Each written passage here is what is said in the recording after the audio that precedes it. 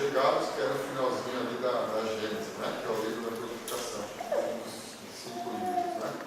Então, por favor, pode assumir, vai subir, vai ficar por aí, você vem.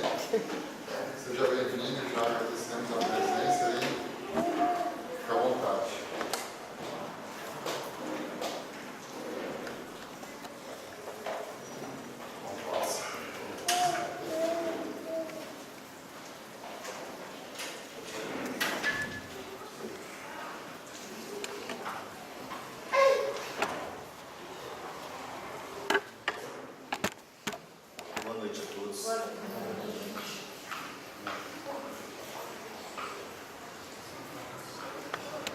A fala, os tempos são chegados,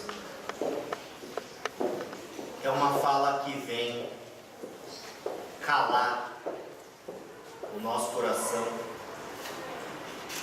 para os momentos de vida que estamos agora a experienciar. Quando ouvimos os tempos são chegados, diversos pensamentos de raízes proféticas nos assolam a mente. Quase que confundimos os tempos são chegados com o final dos tempos. E quando a gente fala de final dos tempos, nós precisamos necessariamente entender que muitos de nós, pertencentes em outras existências a escolas filosófico-religiosas que têm opiniões diferenciadas, mas que impactam na existência atual, na forma de como assimilamos, entendemos, interpretamos e agimos diante dos conceitos de revelação espiritual. A doutrina espírita, ao se pronunciar como adepta da reencarnação, ela coloca sob um prisma diferente o modo como nós enxergamos esse acúmulo de conhecimento que paira hoje no orbe. Então, se a gente for passar a visão e entender esse orbe do ponto de vista religioso, nós vamos verificar que nunca antes houveram tantas escolas diferentes pregando tantas coisas diferentes. Todavia, se nós formos nos pautar nas falas de Kardec, nós vamos perceber que, embora sejamos divergentes em vários pontos doutrinários, embora sejamos diferentes nas formas como aplicamos ou até explanamos certas filosofias de espiritualidade, há a imbatível e incontestável moral que serve como pedra angular para qualquer que seja a religião. Então, se há divergências do modo como nós enxergamos Deus, do modo como acreditamos numa vida além túmulo, ou como nos relacionamos com os ditos espíritos, há algo incontestável que nenhuma religião se opõe, é a prática do bem, do amor e da caridade. Então, nesse ponto, nós temos um sistema pivotante em matéria de religião. É no ponto da moral e do amor ao próximo que todas as religiões se convertem num mesmo propósito. Mas como eu falava, os tempos são chegados, todas as vezes que nós falamos de tempos chegados, às vezes nós trememos diante dos acontecimentos que estamos presenciando. Acerca de nós estamos passando por experiências que impactam no nosso modo de sentir e no nosso modo de pensar. Nós vemos e presenciamos guerras, crueldades, assassínios, crimes, tantas outras interpretações do egoísmo que se manifestam no comportamento humano refletindo ainda sobre um planeta dito de provas e expiações, a mais alta primitividade de comportamento, que já não é mais condizente com o propósito que este planeta precisa alcançar. Você escuta em grupos de estudo, você frequenta escolas de espiritismo, você vai verificar que a doutrina espírita classifica os planetas segundo o seu grau evolutivo.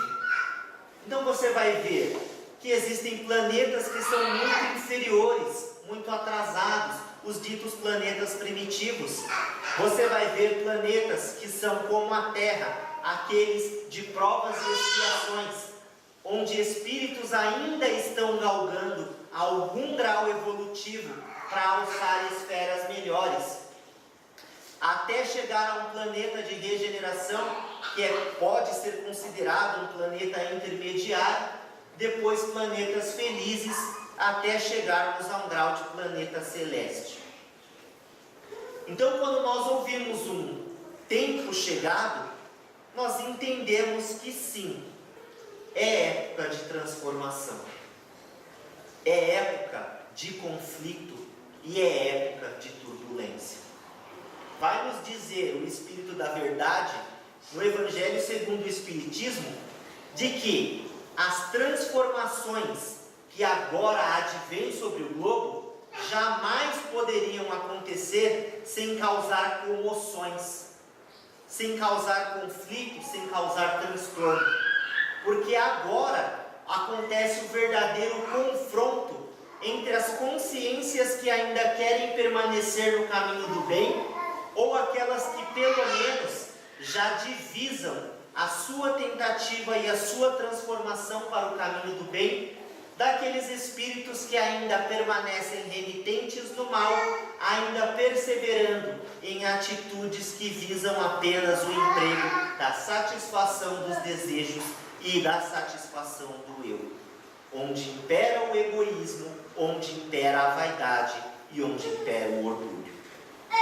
Falamos de vaidade, falamos de orgulho, falamos de egoísmo, e não há como todos nós aqui presentes não invocarmos a nossa própria figura diante do espelho para nos confrontar também, tentando avaliar como estamos nos comportando, como estamos conduzindo as nossas vidas.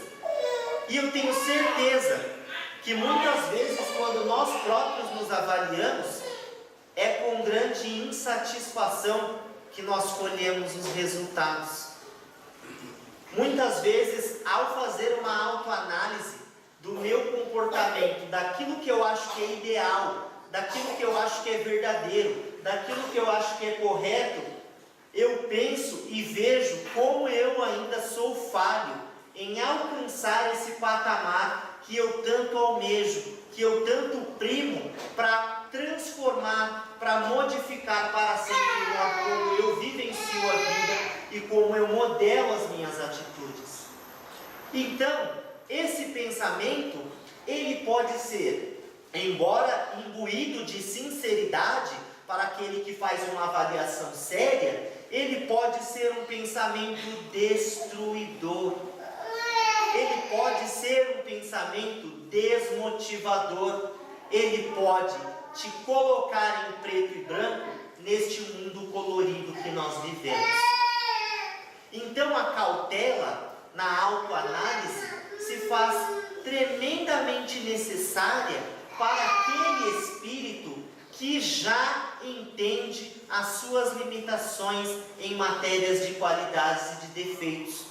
É necessário sim que nós façamos uma análise do modo como nós estamos vivendo, mas sem que isso impacte emocionalmente nas nossas atitudes do dia a dia. Quando falo de tempos são chegados, não pensemos nós que o globo terrestre apenas passa por transformações. Pensemos que o universo passa por transformações. No próprio capítulo da Gênesis, o espírito de Arago vem nos mostrar que diversos orbes experienciam as mesmas dificuldades que nós aqui. mostrando-nos que o universo é um grande ser incomensurável, porém em movimento.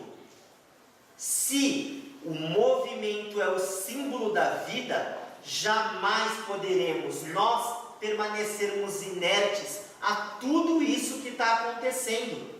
Já não é mais o nosso papel apenas do observador passivo, que permite que essas transformações ocorram sem que você concorra ativamente para essa transformação.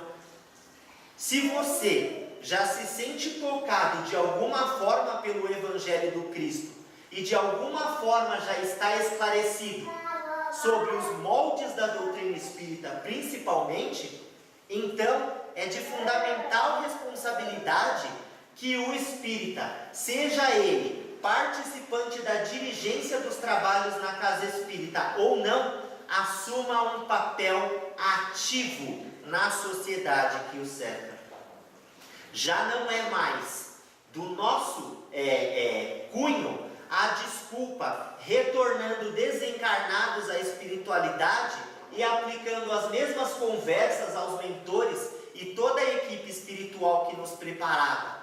Essa presente encarnação, como eu não sabia. Já não será mais sob esse argumento que volveremos à espiritualidade, como fracassados e como espíritos que não deram continuidade aos planos e propósitos que assumiram antes de reencarnar. Esta fala, os tempos são chegados, é uma fala muito séria. E segundo o espírito de Arago, esse incomensurável universo está em constante movimento. Todas as transformações do ponto de vista físico e todas as revoluções que os globos sofrem sobre leis físicas que vão interagindo umas com as outras, permitindo uma retransformação e uma repaginação das crostas, para a gente falar como um exemplo mais próximo da nossa crosta terrestre. O próprio planeta Terra, se formos recorrer aos estudos científicos, vamos entendendo que tanto em matéria de uranografia geral como em matéria de estudos geológicos, todos os fenômenos geológicos intercorrentes produziram transformações sensíveis no orbe para que, depois de muitos milhões de anos, a espécie humana a pudesse habitar. E ainda assim, esse ser pensante, no topo da escala evolutiva animal, daqueles seres que vinham adentrar esse orbe, ainda por sua vez concorre em uma retransformação, porque usa a sua inteligência também para construir, para modificar e às vezes para destruir outras construções naturais em seu próprio benefício. Desta forma, a Terra nunca foi e nunca será a mesma. A transformação, ela é constante. Então a fala de transformação tanto poderia ter sido promulgada há milhões de anos atrás aos primeiros seres pensantes, se assim pudessem se comunicar pela voz ou por qualquer elemento que os fizesse entender, como para seres futuros, as gerações que herdarão esse planeta e que aí falar em transformação. Transformação é todo o sempre. Então, que nós consigamos entender que isso vai se operar constantemente em nossas vidas. Nos adequemos a sair da zona de conforto. Transformação. O espírita, muitas vezes, se esquece. Ele se esquece que está ladeado e está aí concorrendo no mesmo plano e na mesma esfera de ação com o plano espiritual. Eu falo no mesmo plano porque o plano espiritual, ele está em constante contato conosco. Se nós formos ao livro dos Espíritos e nós formos recorrer à parte que fala da influência dos Espíritos nos nossos pensamentos, a pergunta de Kardec é muito clara. Como e quando isso ocorre? A todo tempo. Quando? Mais do que supondes. Ou seja, os Espíritos vão nos mostrar que essa interpenetração de consciências está acontecendo o tempo todo. Então, se nós estamos nos sentindo apertados, se nós estamos nos sentindo sufocados, se nós nunca antes nos sentimos tão sem tempo, tão corrido, com tantas dificuldades para administrar, imaginem também que do ponto de vista espiritual, nós temos um verdadeiro caos. Nós temos as colônias, não da forma estática, como vamos colher em algumas obras, apenas descrevendo belas paisagens. Nós vamos ter as colônias espirituais em um frenesi de trabalho constante para se ajustar às necessidades, tanto dos desencarnados que estão indo e vindo, como dos próprios encarnados, que estão também em constante sensação de transformação. Desta forma, a gente pode até especular a forma como os espíritos estão diante de nós, em volta de nós, sentindo o que nós estamos sentindo. Alguém aqui está tranquilo em sua vida? Alguém aqui não sente que o dia corre mais depressa? Alguém aqui não sente que nós estamos tendo sim uma falha muito grande no gerenciamento das nossas atividades, para que a gente dê cumprimento às atividades que nós assumimos na espiritualidade? Então percebamos que nós estamos aí atropelados por tudo aquilo que nós executamos, mas principalmente pela vontade de tudo aquilo que queremos executar. E isso é impulsionado nas ligações simples de consciências, que o Kardec vai chamar de uma obsessão simples, no livro dos médiuns, a outros espíritos que também têm essa mesma necessidade, que gostariam muito de estar sim encarnados, embora em um planeta de provas e expiações, para que eles pudessem resgatar as suas dívidas do passado, para que eles pudessem reajustar as suas consciências no equilíbrio, para que eles pudessem eliminar os seus vícios e as suas más atitudes através da bendita experiência dentro do corpo físico. Nós, todavia, obliterados pela matéria, nós estamos isolando esse contato com a espiritualidade e principalmente o contato com Deus. Você fala para um espírita, você fala com Deus, ele quase que se ri por dentro. Por que ele não fala com Deus? Porque eles têm dificuldade, assim como várias outras pessoas, da conexão com o Mestre Divino. E por que nós temos a dificuldade da conexão com o Mestre Divino? Porque nós não estamos vivendo em identidade com aquilo que sabemos. Porque nós já sabemos muito mais do que nós praticamos. Porque nós estamos até cansados da mesma fala, quando adentramos às vezes um tempo religioso, ou abrimos um livro edificante, dos dedos apontados sobre a nossa face, da nossa ineficiência no cumprimento da lei. E é a lei natural, a lei que fala ao coração e a lei que fala à consciência. Então, nós vivemos em duplicidade com aquilo que sabemos. Nós já não temos mais a mesma sintonia conosco. E isso nos faz nos perder no caminho da vida. Os tempos são chegados é uma conversa que se alinha completamente com os capítulos 19 e 20 de O Evangelho segundo o Espiritismo. No capítulo 19, só para puxar o título e recordá-los, os trabalhadores da última hora. Quem são os trabalhadores da última hora? São os espíritas? Os trabalhadores da última hora são todos que se comprometerem. E por que nós falamos trabalhadores da última hora? Hora do quê? Nós não estamos falando que os tempos estão chegados. Então, se somos trabalhadores da última hora, significa que num plano de transformação da Terra para um planeta de provas e de um planeta de provas e expiações para um planeta de regeneração, se faz extremamente importante, como diria André Luiz, assaz importante, que nós modifiquemos a nossa atitude. E isso é para ontem. Mas parece que todas as vezes que a modificação nos alcança, a preguiça se interpõe, o medo nos intercala e nos paralisa. A inércia e muitas vezes a falta de desprendimento nos isola em cantos materializados para que nós não prossigamos firmes na nossa conduta e na nossa fé cristã. Olha como nós estamos. Então, todo o tempo nós nos vemos em estados de equilíbrio e desequilíbrio. Fazemos recorrentes tratamentos. A gente vem à casa espírita, a gente lê uma obra, a gente tenta fazer uma prece com dificuldade, né? E muitas vezes nós recaímos nas nossas próprias falhas, as mesmas falhas que nós juramos que não nos acometeriam mais.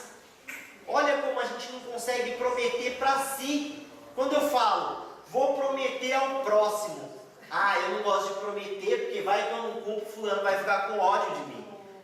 É porque realmente eu não cumpro para ninguém. Porque eu entendo que eu não consigo cumprir nem para mim. Então eu nem falo alto em casa, porque se eu falar em casa que eu vou melhorar, o meu cônjuge, a minha cônjuge, o meu filho, o meu pai, o meu irmão vai me cobrar. E ele é o seu verdadeiro obsessor encarnado. Por que ele é o seu obsessor encarnado? Porque todas as vezes que você começa a frequentar a casa espírita, um tempo religioso, começa a ler, começa a fazer as coisas, ele vai ser o observador da tua atitude. Aí ele vai ser o seu termômetro, o teu sensor. Você vai tentar pular fora do barco, ele vai falar: você que vai lá todo domingo, você que diz que faz evangelho, não sei o que, com uma atitude dessas, e você se infla por dentro de ódio, né? Porque você não tem como contra-argumentar essa pessoa, você vai falar: nossa, é verdade. Então acabamos nos recolhendo muitas vezes a nossa inferioridade, né? E falar: eu vou ter que começar de novo. Então isso precisa ser constantemente avaliado. A nossa atitude mental, a nossa atitude física precisam ser constantemente avaliados, a fim de que nós encontremos não só essa identidade conosco, né? Eu sou autêntico, eu faço e falo muito parecidamente, né? Eu entro em contato com a espiritualidade de uma forma mais natural e começo a entender o conceito de mediunidade como algo mais natural. Eu não preciso produzir o fenômeno mediúnico. O fenômeno mediúnico sou eu constantemente, e você se dá conta desse modelo de percepção. Olha o que nos fala Emmanuel no livro Pão Nosso. É um capítulo que eu reservei. Eu não sou muito dado a leituras em palestras, mas essa daqui eu não ia conseguir reproduzir com o brilhantismo do Emmanuel. Ele fala assim, olha só, vê se vai caber aí diante do que nós estamos falando. Resiste à tentação. Bem-aventurado o homem que sofre a tentação. Está lá em Tiago. Enquanto o nosso barco... Eu esqueci até de perguntar se o pessoal do fundo está me ouvindo bem. É quase impossível não, né? Enquanto o nosso barco espiritual navega nas águas da inferioridade, não podemos aguardar a isenção de ásperos conflitos interiores.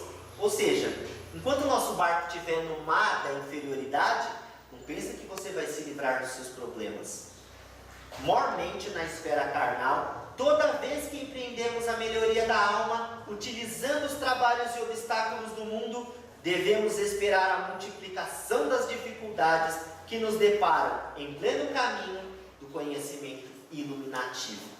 Olha só que ingratidão. Aí a pessoa põe a mão na testa e chora. Porque você vai tentar se melhorar. Você vai tentar se colocar no caminho correto. Você vai tentar viver essa identidade que estamos tratando. E aí, ele me fala que devemos esperar a multiplicação das dificuldades que nos deparam no caminho. Então, eu pensei que eu ia frequentar a sociedade espírita e os meus problemas iriam acabar. Eu fui lá para buscar a solução dos meus problemas, eu fui fazer um tratamento. Meu Deus, o Fábio está me falando uma coisa que vai me fazer correr, por favor, não corram. O que a doutrina espírita nos faz é nos esclarecer diante do problema. Ela não te isenta do problema, mas ela te dá elucidação suficiente para que você tome decisões corretas pautadas no Evangelho. A doutrina espírita, ao te colocar em contato com filosofias que vão pregar o mundo dos espíritos, a reencarnação, a eternidade da alma, o conceito de um Deus uno, de pluralidade dos mundos e de pleno contato desse mundo dos espíritos conosco, ela vai tirar você do seu mundo puramente físico, puramente material, limitado a sentidos limitados, para que você comece a enxergar longe e através desse conhecimento vai desenvolver em você, homens e mulheres, uma sensibilidade que vocês não tinham antes. E ao desenvolvermos essa sensibilidade, nós tanto vamos percebendo o sofrimento que nos rodeia, ou seja, o sofrimento do outro, a forma como o outro está passando dificuldades, os problemas do mundo, as dificuldades do mundo, como eu também vou passar a começar a enxergar as minhas próprias dificuldades, as minhas próprias limitações e o esforço hercúleo que eu terei que fazer para transformar as minhas atitudes. Então aí a pessoa dá aquele baque de sensibilidade. E aí, aparentemente, se ele não edifica esse pensamento, como falávamos, ele se transforma num rodamuinho de tristeza e angústia. Ele se afunda. Porque de tanto interpretar a vida apenas pelo lado negativo, esse ser começa a não mais ressentir em si a vontade de viver. Começa a não mais ressentir em si a alegria. Começa a não mais ressentir em si a felicidade, embora ela seja momentânea no nosso plano. Então, sem esse entusiasmo que vai nos sustentar no dia a dia, nós ficamos à deriva de pensamentos desequilibrados e doentios. E aí, o acesso de outros tantos pensamentos que nos rodeiam, de encarnados e desencarnados, na nossa fala dos tempos são chegados, vai ainda se acumular, fazendo com que a gente se afunde cada vez mais. Então, pensemos nesse sentido.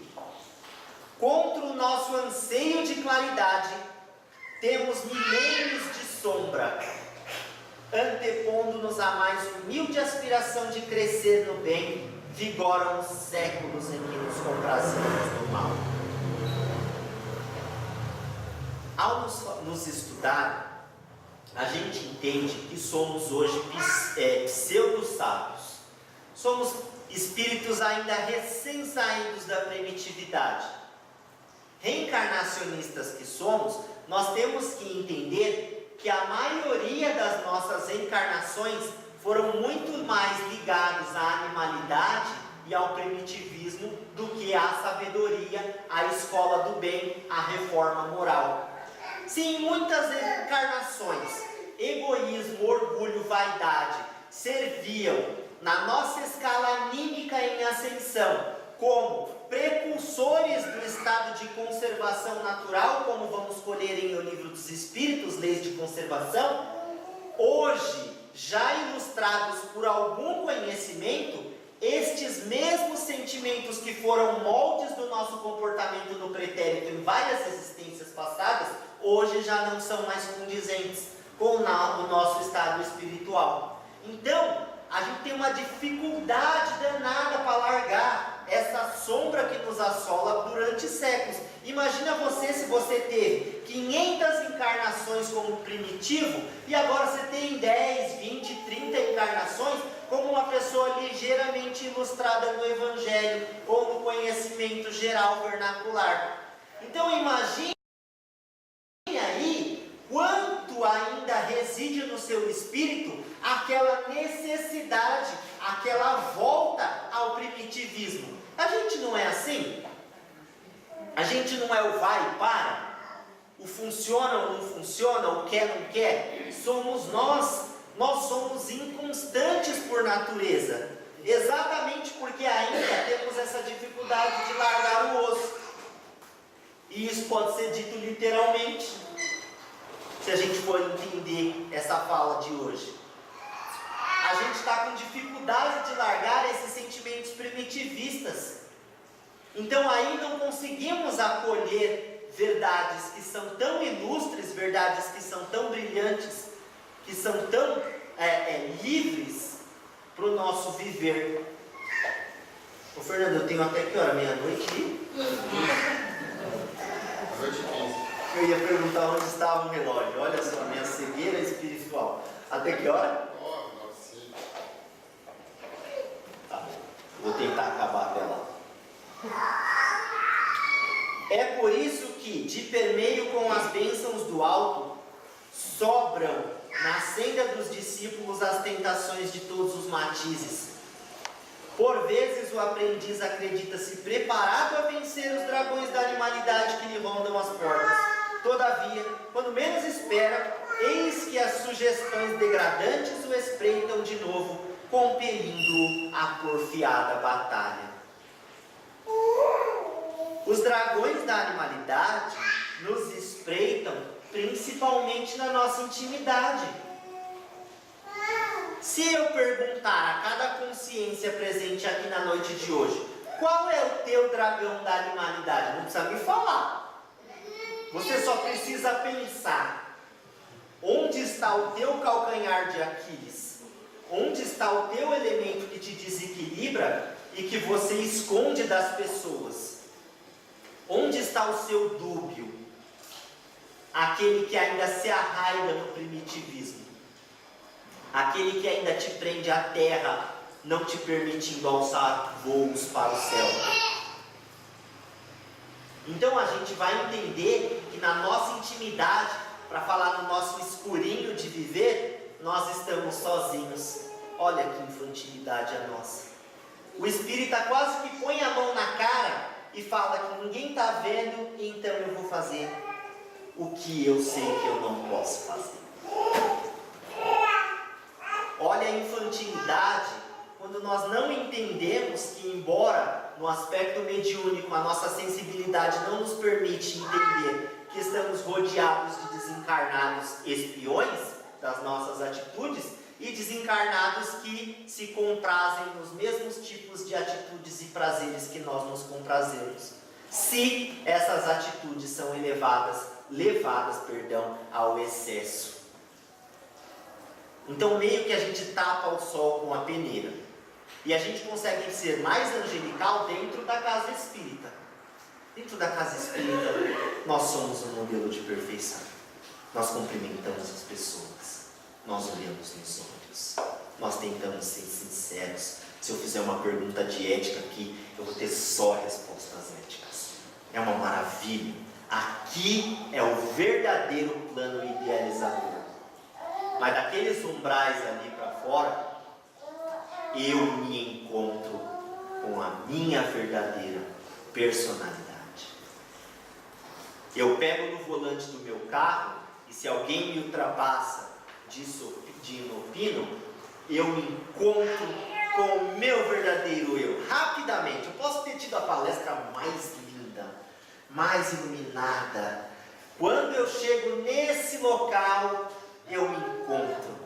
Quando eu pego uma fila, os pensamentos mais interessantes do ser humano ocorrem nas filas, principalmente as filas grandes, quando você está com pressa. Você falta xingar todas as pessoas que estão na sua frente, porque eles são um bando de desocupados e não deveriam estar ali, só você.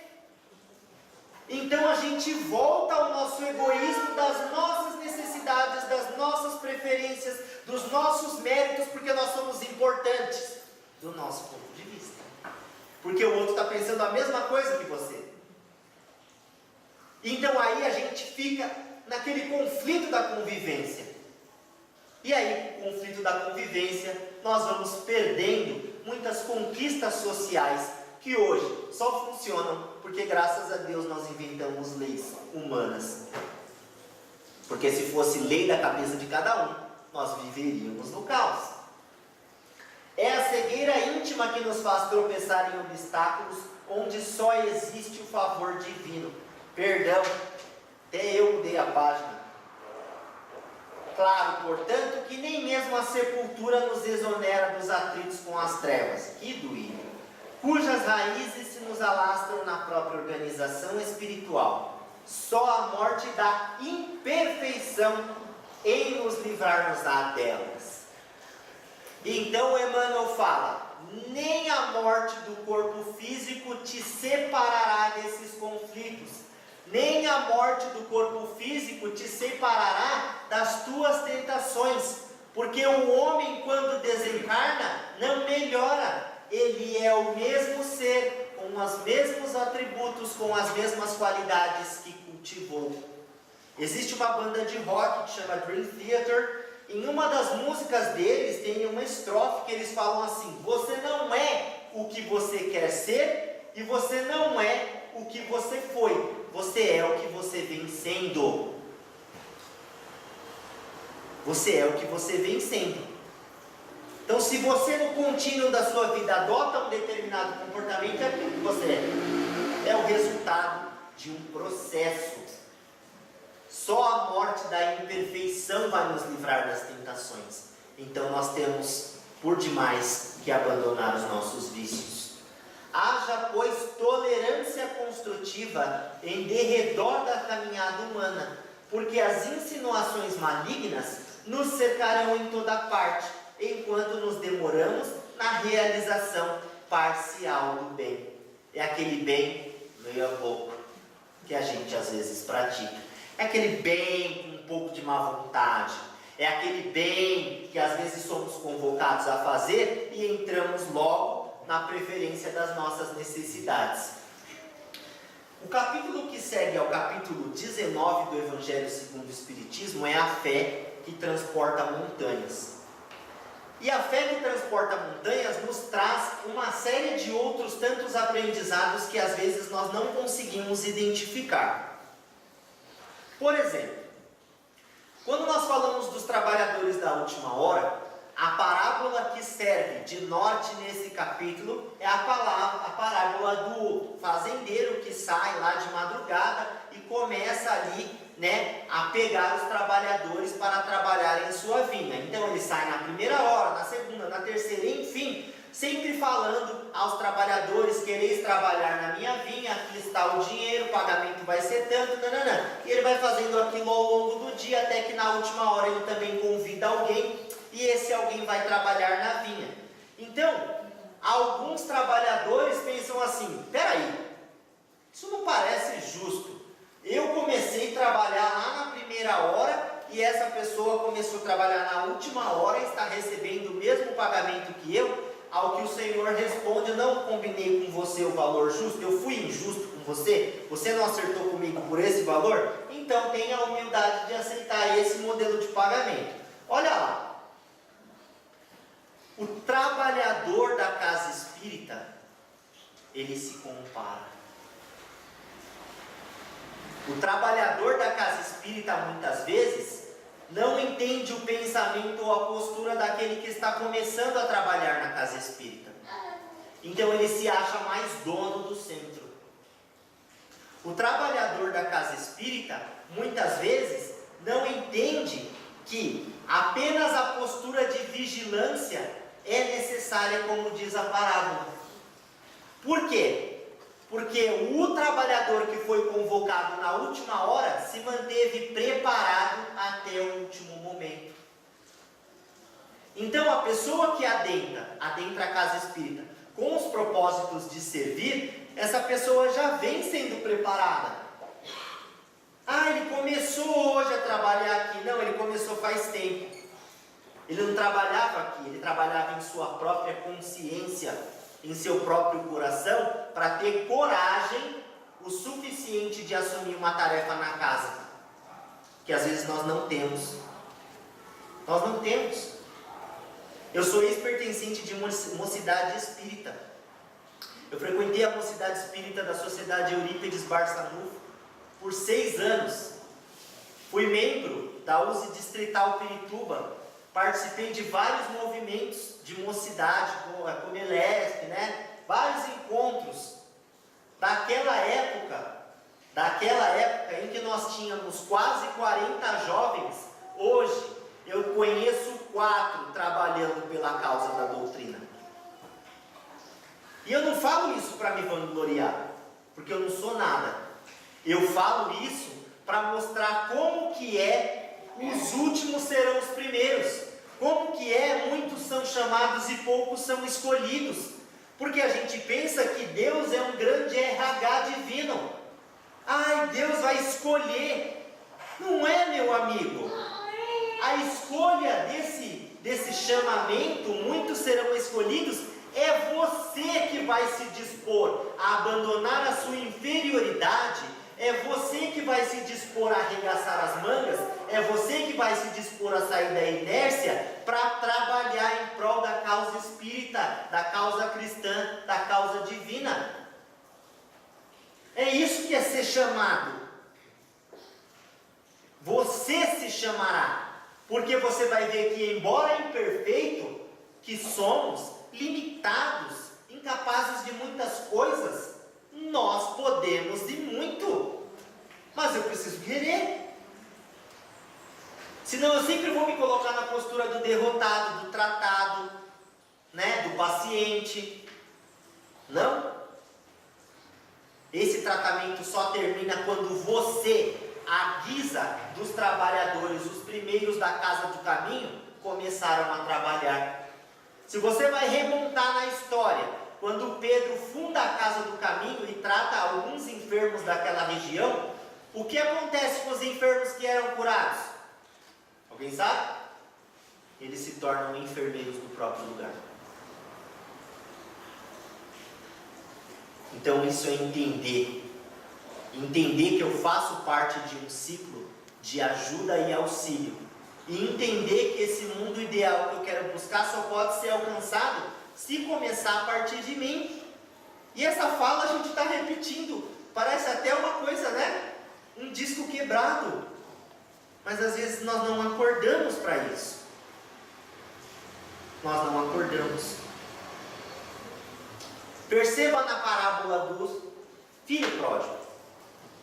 Então muitos palestrantes ou pessoas, quando vão estudar a parábola do filho pródigo, as pessoas costumam olhar bastante para o rapaz que vende metade da fortuna do pai, sai para gastar o dinheiro e retorna. Mas e aquela pessoa que fica? Quando o irmão retorna, após ter feito aí, né, diabruras com o dinheiro, qual é a fala do filho que fica? Qual é a fala? Meu pai, eu sempre trabalhei em tua vinha e nunca me deste sequer uma ovelha para celebrar com os meus amigos. O meu irmão, que gastou metade da fortuna, volve hoje a casa e mandas colocar-lhe um anel no dedo, sandálias nos pés e matar os melhores bezerros para comemorar em festa. O pai responde: tu sempre estiveste comigo e sempre fora justo. Mas vamos entender essa justiça do coração dessa pessoa. Sabe o que é isso? É o trabalhador da seara que está sobrecarregado. O trabalhador que muitas vezes busca no irmão de mesma doutrina o compartilhamento das responsabilidades para que a casa espírita funcione bem. Só que quando ele começa a olhar para os olhares das pessoas que poderiam se voluntariar a ajudar, a sociedade espírita, a igreja católica, o culto, né? O templo evangélico, as pessoas voltam os seus olhares para o solo novamente, não se identificando com o trabalho que chama por elas. Então a gente vai acumulando muitas vezes isso no nosso coração. Essa fala é para o trabalhador espírita. O trabalhador espírita às vezes se sente como o filho que fica na casa do pai. Ai, não tenho nem uma ovelhinha para eu festejar. É só dureza aqui, só responsabilidade. E às vezes nós vamos fraquejando nesse sentido, desanimando. Então nós temos que manter essa vigilância. Sim, temos que manter a nossa perspectiva sim. E temos que reciclar a forma como nós estamos trabalhando e atuando na sociedade espírita. Eu vou encerrar a leitura, porque parece que eu falo mais do que leio. Somente alcançaremos libertação quando atingirmos plena luz.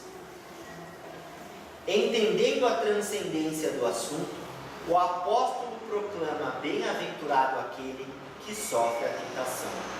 Impossível por agora qualquer referência ao triunfo absoluto, porque vivemos ainda muito distantes da condição angélica. Entretanto, bem-aventurados seremos se bem sofrermos esse gênero de lutas, controlando os impulsos do sentimento, menos aprimorado e aperfeiçoando-o pouco a pouco, à custa do esforço próprio, a fim de que não nos entreguemos inermes às sugestões inferiores que procuram converter-nos em vivos instrumentos do mal. Parece até que nunca esteve aqui esse capítulo, né? Mas ele está.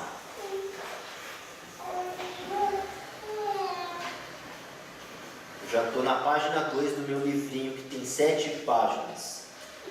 A gente chega lá.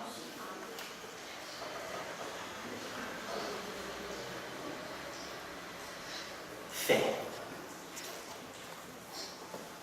Uma palavra pequenininha, né? Tenha fé. Alguém aqui tem fé? Vocês estão muito pouco interativos. Vocês não estão tendo fé nem para balançar a cabeça que sim ou que não. Eu tenho fé, às vezes eu tenho até incerteza se a minha fé é fé mesmo. Olha como anda a nossa fé, né? Eu acho que eu tenho. Então até para a fé você está no achismo. Olha a nossa insegurança, tá vendo como a gente está vivendo aí os nossos 50%, né? A nossa doação até nesse quesito está fraca. Mas vamos lá. A doutrina espírita, como eu havia dito, ela remodela a nossa fé. Por que ela remodela a nossa fé? Antigamente nós éramos participantes de escolas religiosas, em outras encarnações ou na presente encarnação, em que essa fé nos era colocada quase que de maneira imposta. Então a crença, a filosofia, os dogmas eram colocados em nossa mente e insuflados à maneira do porquê sim ou do porquê não. Tudo que nós gostaríamos de saber a mais, além daquilo, nos era inteiramente barrado, e aí a gente não podia questionar, porque antes as coisas eram divinas, elas eram sacrossantas, e o ser não poderia investigar a natureza das verdades celestiais. Os tempos foram passando e o ser humano foi adentrando períodos cada vez mais transformadores. Então, se em um determinado momento, principalmente na nossa negra Idade Média, nós não poderíamos questionar as verdades do alto, eis que, ao final do século XVII, século XVIII, principalmente com o advento da Revolução Industrial, nós vamos ter uma retransformação do sistema filosófico religioso em todo o planeta, principalmente na Europa. Nós vamos então dando margem, não mais a um Estado teocrático que visava governar através da ajuda do clero, a monarquia era apenas uma fachada. Nós vamos ter uma independência através do estabelecimento de um novo sistema econômico. Nós vamos ter a independência de religião e sociedade. Então, o velho patamar social vai dando margem a um sistema burguês, onde a economia, pela venda e pela produção, passa a assumir o papel de responsabilidade social estatal. O que isso foi positivo? Saíram todos das mãos da religião, mas principalmente foi permitido à sociedade como um todo começaram a levantar linhas de questionamento que tangiam a ciência e a filosofia. Na França, principalmente, vamos ver o movimento iluminista, né? Então, esse século de luzes visavam o quê? Visavam uma libertação das consciências frente aos novos modos de agir e de pensar. Lógico que nós tínhamos capitalismo, lógico que nós tínhamos diferenças, lógico que nós tínhamos imperfeições, mas a escola religiosa já estava o quê? Saindo do domínio da imposição.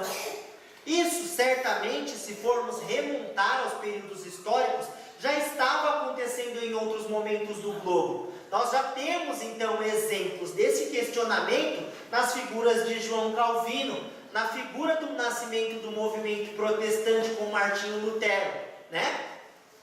Nós vamos tendo essa inconstância também do ponto de vista científico com Nicolau Copérnico e com Galileu Galilei, colocando as velhas bases da razão da crença em sua verdadeira posição.